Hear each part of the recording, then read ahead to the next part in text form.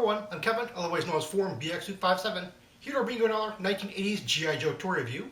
And today I'll be taking a look at the small Cobra Battle Station playset, the 1986 Surveillance Port. Now, like a lot of small playsets and accessories, the Surveillance Port didn't make any comic book or cartoon appearances, which is really very strange because due to its very technical nature and the spying aspect, you would think that it would blend in really well and would be used, but nope. The only other reuse of the playset's mold is in 2009 for the Rise of Cobra movie line, where Walmart exclusively made a version of this very, very similar in color, but with a few minor differences. As a matter of fact, if you're looking for one on the aftermarket, I would actually go for the original, as they made plenty of these, and the Walmart version is kind of scarce. As you can see, the Surveillance Port has an asymmetry to it, and I know a lot of collectors really don't like the look of it because it's kind of junky, but I kind of appreciate the way it looks because it's well known that objects with sharp multiple edges actually do have radar reflecting properties. I'm sure that's not what the designers had in mind, but that is the end result, really. One of the differences between this original version and the 2009 Walmart exclusive is I believe the Walmart exclusive all had much more silvery parts, whereas the original here has more of a gray.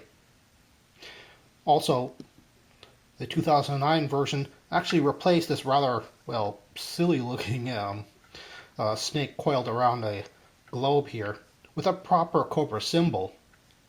And yes, before you pointed out, it's kind of silly having a giant surveillance port written in big bold white letters on your stealthy fort here. Despite being a rather small playset, it's actually meant for around 3 figures, which is kind of a lot considering.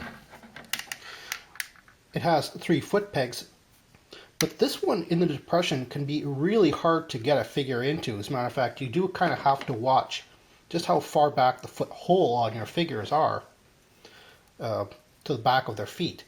As a matter of fact, the bat is one such figure, but other figures like the Viper, for instance, can't really do that and have to be placed on the more open-ended spots. As you can see, you can see them out through the fort, but that's actually the way it's meant to be. The Surveillance Port has a rotating dish, but because it doesn't actually clip into its spot properly, it's something that you can actually twist off and lose kind of easily. It has 3 other items here. The first is the large machine gun,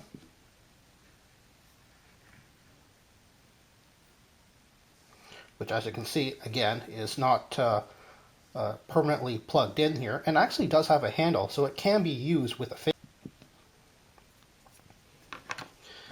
It has an antenna, which again is something that a lot of G.I. Joe vehicles tend to lose, so you'll have to look out for one on the aftermarket if you're looking for a surveillance port.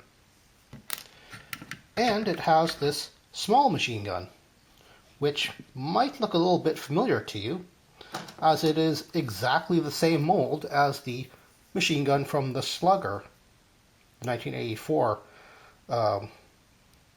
Slugger, which itself was a reuse of Gung Ho's gun.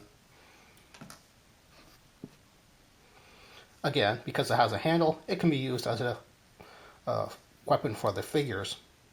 One interesting thing, though, is I've actually had placed those according to the instructions. However, on the box, the arrangement of the machine gun and the antennas were all different. But they all have the same similar size of peg, so technically you could really have just put these anywhere you'd wanted to. One of the most fragile aspects of the surveillance port are these struts, or more specifically the pegs which hold the struts on. Because they're mostly right above the figure pegs. Putting the figures on here, I'm actually having to squeeze them down with some pressure. Actually puts stress on these pegs, and they can actually break off. So that's something you should be looking for on the aftermarket, whether they still have them on or if they're broken or repaired.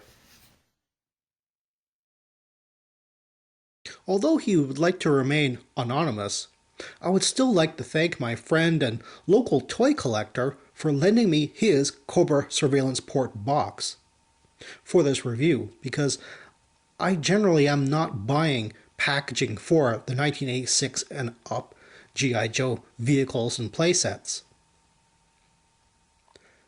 Unlike most small playsets, due to its solitary outpost type nature, I don't see any reason for buying any more than one of these Cobra surveillance ports, unless you take the top accessories off and use the inner playset as a wall of computer banks, which it does look like. I can imagine several of them in a row can serve as an expansion to other HQ playsets, like the Cobra Terrordrome. One interesting thing about the design is how utilitarian it looks. It doesn't have the stylized theme Cobra is known for. Take away the color and stickers, and it could be a G.I. Joe monitoring station, perfect for your mainframe or dial tone figures.